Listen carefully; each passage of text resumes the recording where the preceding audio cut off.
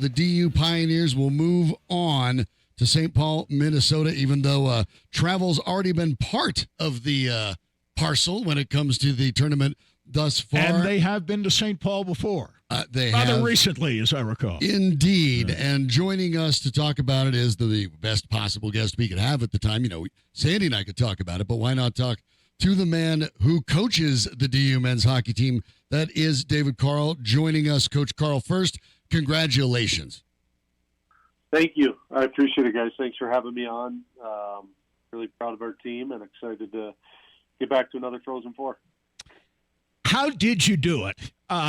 All year long and throughout the weekend, all the conversation was about how Denver led the country in goals, which is a fact, of course, on a goals per game basis. How did you become, as opposed to the offensive juggernaut you've been through most all of the season, become the defensive juggernaut of the NCAA hockey tournament in 2024? Well, I think a lot of credit obviously goes to our players and the commitment they've made to each other to work to get better defensively. And, I think we've seen that growth and that trajectory for the last, 6 to 8 weeks within our conference play and having to play a little bit firmer, more responsible playoff-type hockey. And glad to see them rewarded with the results. Matt Davis, obviously, I know we'll talk about him, but yes, couldn't have done it without the play of him in net. But we've always felt like our team defense was a team issue.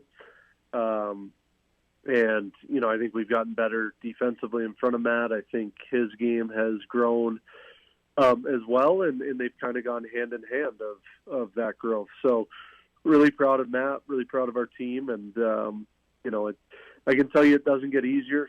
The teams that we have coming up, I think it's the top 4 offenses in the country. Yes. All made it to the Frozen Four, right. Oddly enough. And so there's a lot of weapons in St. Paul that'll be meeting to get together next Thursday, but really proud of our effort to get us there.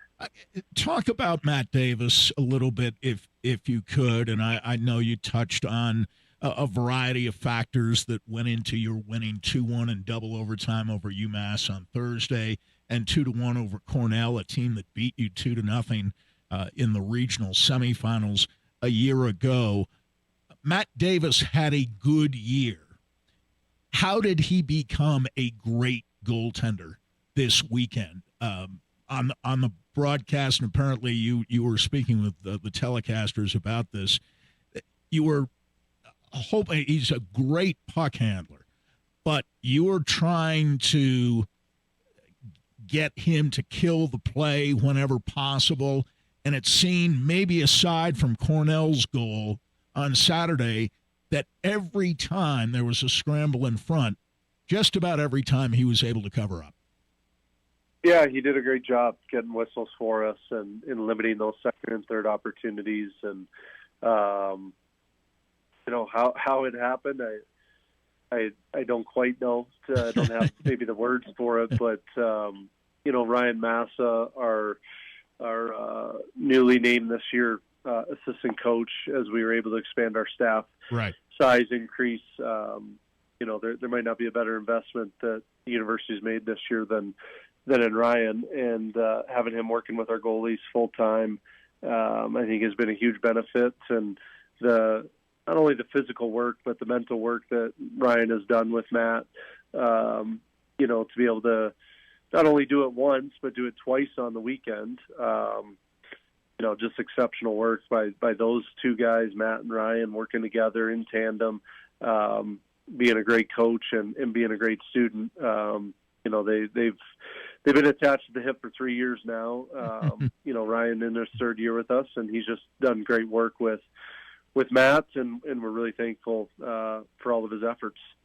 We're talking to Coach David Carle, the DU hockey men's coach, and back at the final, Frozen Four for the 19th time, DU going for their unprecedented 10th national championship. And, Coach, you hadn't played in a 2-1 game all year, and now you get back-to-back 2-1 games. You mentioned the offensive powers that are going to be on display.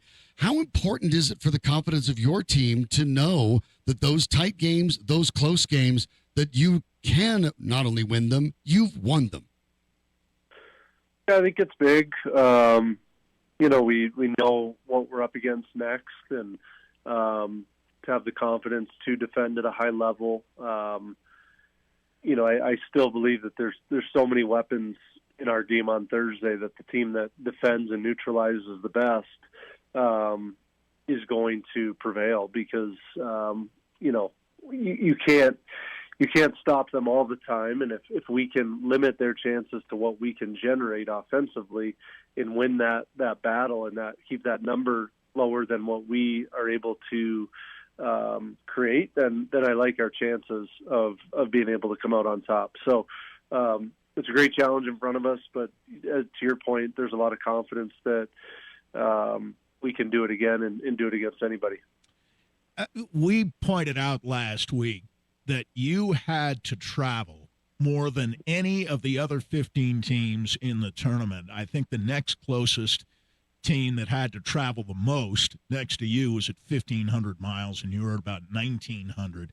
You were essentially playing a road game on Thursday and pretty close to a road game with all the people down from Ithaca to watch Cornell on Saturday. How did you prevent that from becoming a psychological disadvantage? You're a 1 seed, and yet you had to travel almost 1,900 miles. Yeah, I mean, I think that, again, gets back to our leadership group, and they've taken on very early, in this season of we'll play anybody anywhere, and doesn't really matter. And we started the year, obviously, up in Fairbanks, Alaska. Our very next trip was out to Boston, Massachusetts. Yes. So I think they learned early, you're going to have to figure out a way to win on the road. And, so I think it was ingrained early in us that it wasn't going to be a factor for us. It was just something we were going to have to deal with. And, I, again, give the guys a lot of credit for being able to do it on the tight turnaround, for the college game.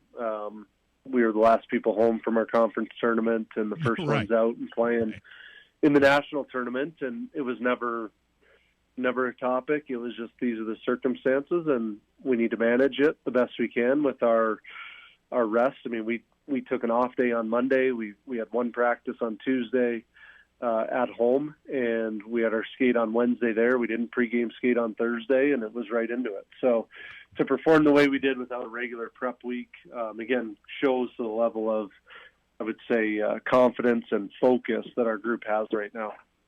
Obviously, there's no been there, done that feeling when you're talking about the Frozen Four, when you're talking about competing for a championship. But there has to be advantages to not only having them, but having them recently. And even though some of the players have changed, what can you and your staff do to help speed that along for your players as you get ready for it this week?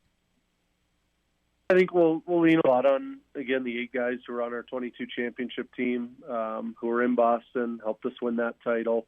I think as we met with the guys today, in our experience, it's important to lay out try and remove as much of the unknown for them as we can. So just talking about what our schedule is going to be, when ticket deadlines are, when hotel deadlines are, when we're leaving, just what the picture is going to look like, so that they can begin to wrap their head around it and understand, this is our prep. We trust our prep. We believe in it. And, we're going to be ready to rock and roll. So I think that's a lot of it. And it helps that we've been in the building, won our Frozen Face-Off, our league championship up there, not even 2 weeks ago. So having been on site in the building, I think is a helpful comfort as well. How do you explain your freshmen who've obviously never been in this kind of environment before, and they're playing out of Springfield, Massachusetts, and freshmen and your younger players too, but people like Buckberger and Matica and Bros, even a relatively young player. How do you explain the way they reacted as well as they did, whether it was offensively, defensively, or in the neutral zone? Well, I think we've leaned on our young players a lot. There's 11 of them. obviously 2 of them are goaltenders, so there's 9 skaters. I mean, Right. on a given night, we generally have at least 8, at least 7, but sometimes 8 of them in the lineup. 6 of them are, 6, 7 of them are playing pretty key roles, and they have been all year. Buckberger played every other shift that first overtime. Yeah. William played every other shift that first overtime Right. against UMass. But they've been doing that a lot this year. So they were really good players coming in. And as you get thrown into the fire, you have no option but to improve and get better. And there's lumps in the road for sure, but they're all very coachable, and we've needed them all to be really good for us in the second half here. I mean, Matica and Harris, 2 of the guys we've really leaned on in scoring with King and Rizzo out of the lineup so much. And I think once you get past the 25 to 30 game mark, they do become fresh. They become more than freshmen. Right. They're kind of out of being new players and new people in the environment. And I think we're up to 42 games now we've played. So you don't even look at them as freshmen anymore, to be quite honest. Carter King came back, and I thought whether they showed up on the score sheet or not, that line of King centering Lemire and Capone was outstanding in both games. What are the chances that you get Massimo Rizzo back for the Frozen Four? Yeah, I mean, it'll be interesting. I don't know what to handicap it at, to be honest. It's a unique injury that is taken some time, and he did skate again today, so that's a positive. Sure. He's looking better, more comfortable, more confident on the ice. So, time will tell. Getting back to the Capone, King, and Lemire line. Yeah. Obviously, they get us the first goal against UMass. Yep. Buckberger scores a goal, but they're involved. Capone's at the net front screening. I think Lemire's the one who drops it to Buckberger up top. So they were really good in that game, giving us good spark, good energy. It was needed. So to get Carter back in and giving him some more minutes up with Devine as well, I thought he looked good for his second weekend back. We're talking to the University of Denver men's hockey coach David Carle. The Pioneers, virtue of their victory, will now go to the Frozen Four for the 19th time, going after their 10th championship. And coach, this game against Cornell, a team in which there's some recent unpleasant history. You face a goaltender in Ian Shane who hadn't given up a goal thus far in the tournament. You finally crack him open a little bit. You're not going to get the nearly 5 goals a game your team averaged this season in these tournaments. But how big is it for the younger guys as well as the returning players to be able to say, look, in these close games, we're going to have to topple these great goalies. We got through one of the best ones. I would have to imagine that really everything, confidence-wise, for your team's got to be going in exactly the right direction.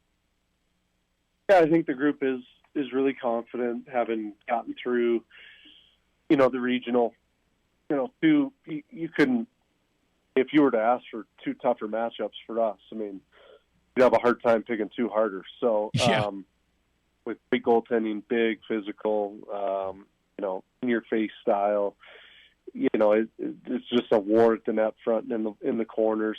We certainly proved to ourselves we can play that style, but we're definitely a team that likes to get up and go a little bit more and have some open ice. But that's where I get to, CC, Duluth, St. Cloud, Western, North Dakota. These teams have prepared us for the NCAA tournament at a really high level. And, the confidence to, like you said, get through Shane, a goalie that we didn't score on a year ago.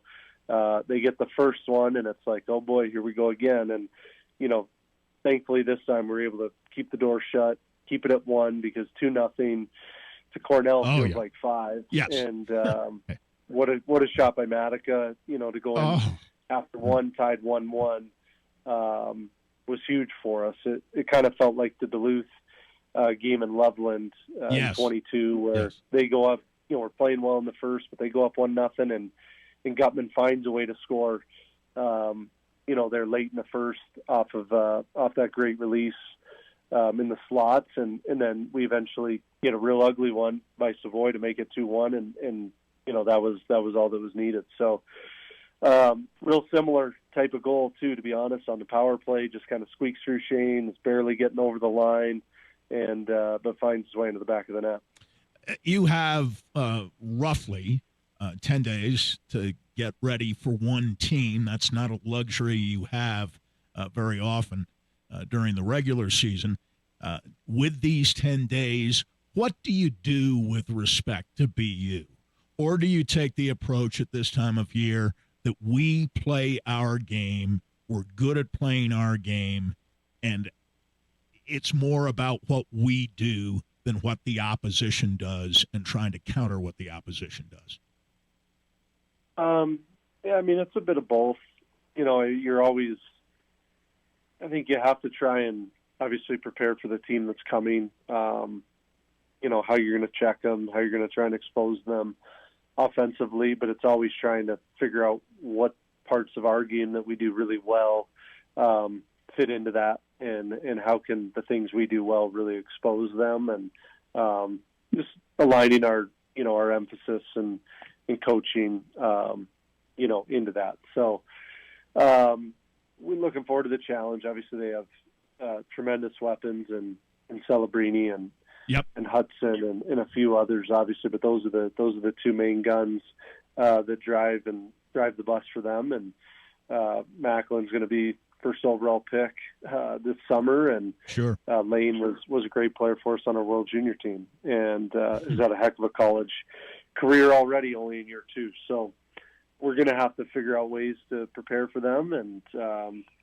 they're great defensively. Regarding Jay Pandolfo, he's a very good coach. I think learned a lot at the pro level with how to defend and do some of these things. And so yeah, we'll spend time on us. We'll spend time on them as well. That is the voice of David Carle, the head coach of the DU men's hockey team, the Pioneers, coming into the tournament ranked 3rd in the pairwise, living up to the billing, getting to their 19th Frozen Four with an opportunity to win their 10th, yes, 10th national championship. Coach Carle, appreciate it. Enjoy the, it's not entirely a week off for you, but it's at least a week that's less perhaps for you. Get a little bit of rest, and looking forward to seeing your team in action in just about 10 days. Thank you so much. Thanks for having me on, guys. Thanks, Coach. Thanks so much, Coach Carle, joining us there. It's a terrific way to start the show. You know what you do? Start on Monday. You start with winners. You get some wins. That's right. And it was a huge hockey weekend. And listen, what DU did on Saturday, I at the start of the postseason felt certainly to get to the tournament, that was a given. They were going to make it, most likely as a 1 seed. What I didn't expect was that they'd have to travel 1,900 miles and, of course, do it without arguably their best player, certainly their most seasoned player, one of those 8 former champions Rizzo, right, on the roster in Rizzo. And I really thought they'd need Rizzo, especially against defensive-minded teams with 2 big goaltenders, the likes of those they faced against UMass and Cornell. And the fact that they found another way, a stylistically different way to win. We're talking about Boston University. They won their 2 games 6-3, 6-3. Boston University was able to play to its personality because the opposition wasn't as good defensively, RIT and the University of Minnesota. DU had to beat UMass at UMass's own game. They had to beat Cornell at Cornell's own game. And one little fact, I suppose they'll be underdogs because BC and BU are considered to be the 2 best teams in the country. Michigan, 9 national championships. DU, 9 national championships. Michigan versus BC, DU versus BU. Wouldn't you love to see that? Wouldn't it be something? Oh, man. If one or especially both got through and they're playing in the championship game with one coming away with that 10th national title for sure. Wouldn't that be a ride? Obviously, it's going to be a tremendous amount of fun. The Frozen Four will get underway in St. Paul, Minnesota on April 11th. The Pios with a well-deserved break.